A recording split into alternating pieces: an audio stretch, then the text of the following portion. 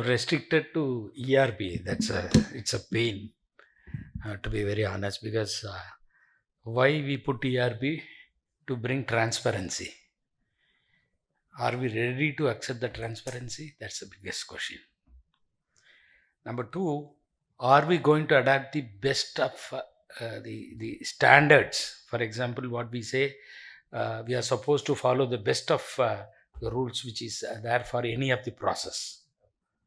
For example, if you're trying to do anything in ERP, many problems will come because we wanted to modify the existing requirement in such a way it suits our way of working.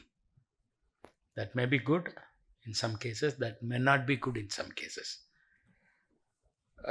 And there are certain compelling reasons like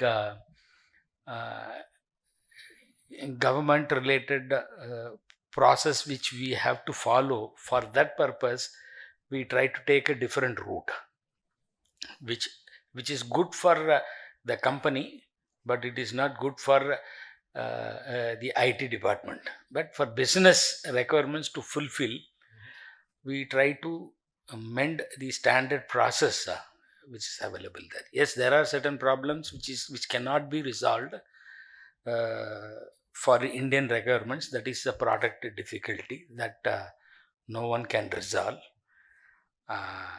The most important fact is how, because of ERP it happens. Why it should not be told to at this forum, but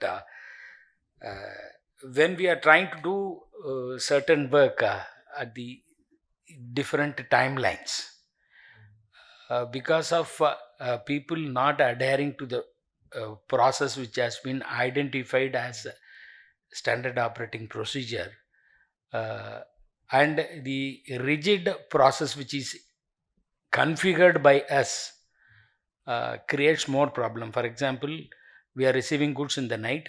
If people are not there, manufacturing will pick the goods and they manufacture. When you try to go and confirm the production, you will not find the goods in the system, but it is not entered in the system, but it is being actually consumed. Is it right? If you go and ask a manufacturing person, he will say it is right. If you go and ask finance person, he will say it is wrong. And IT person will never say it is right or wrong. So this is number two. There are certain difficulties in integrating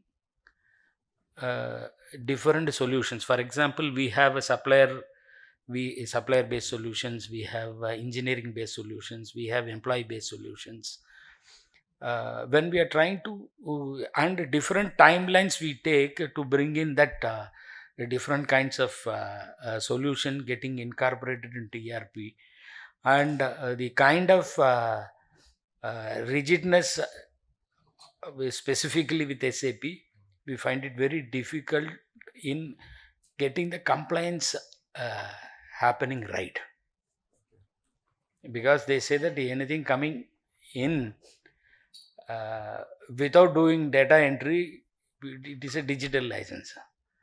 Okay, we do not understand digital manufacturing, at least including myself, because the last 30 plus years I am only in manufacturing. I don't understand without entering if it is coming, it is digital. I don't understand what is it. Between the biggest problem with manufacturing is the mindset. Understand? It doesn't mean that if you change, if product is getting changed, we have to change. Unless we see value in bringing the new technology, we will not go for it.